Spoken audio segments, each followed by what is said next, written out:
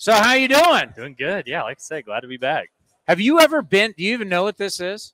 The A's Cast? No, the Treehouse. This is my first time. Olivia was explaining it to me on the way up here. No, I mean, I could see the advertising sign from the field, but other than that, I've never been up here. So when they built this hole was built for the Raiders, right? Okay. And this was just a generic bar that was for football games. That every once in a while they opened up for A's games. The A's took it and we turned it into a tree house, and it's kind of been the party place for families and whatever parties and happy hour. I knew it. Like, you guys have no idea what goes on up here. I was going to say, outside the locker room and the actual field, I don't think we experiment too much with getting around the stadium. So it's cool to see. Yeah, like I said, I've never seen it. Yeah, it's been a very unique place, and that's why I wish you guys, like, when Chris Davis signed his contract extension, we got all the players up here. Kind of had like a. That's what Olivia was just telling me about. Like, one of the first big events up here for the players was actually getting everybody up here to see him sign. Yeah.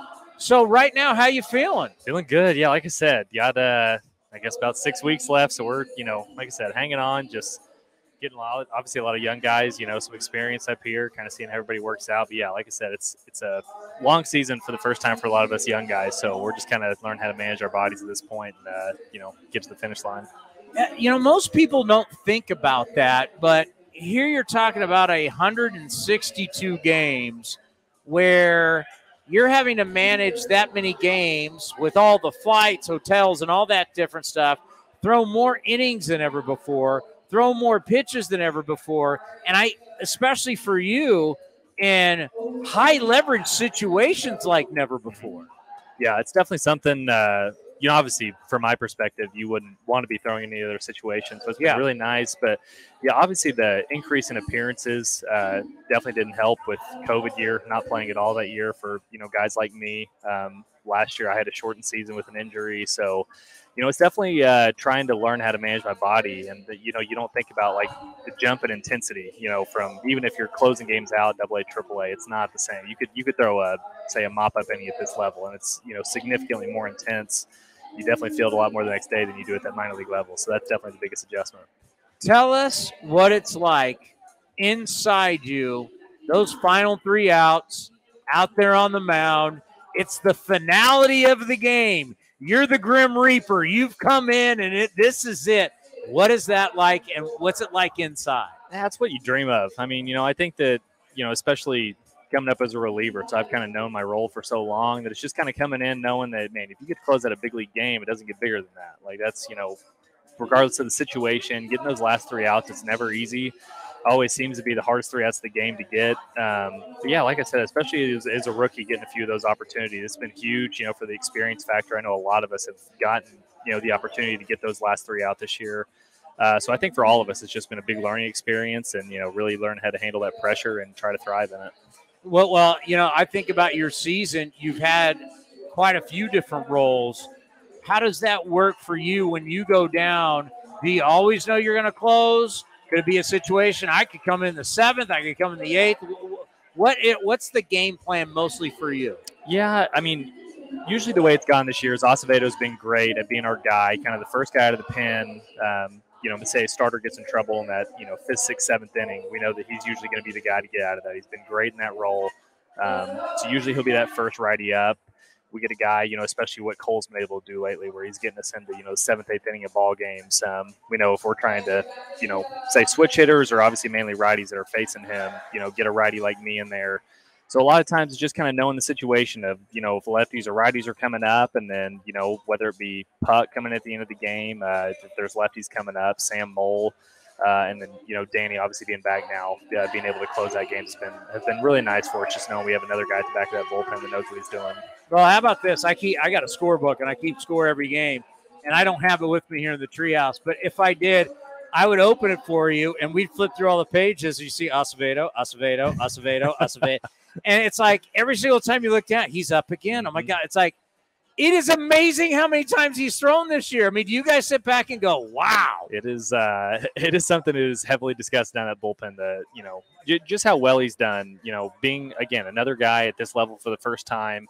that kind of workload and just being able to come in every day, know what kind of work he needs to get in before the game to go out there and give his best stuff. And he's done incredible out this year.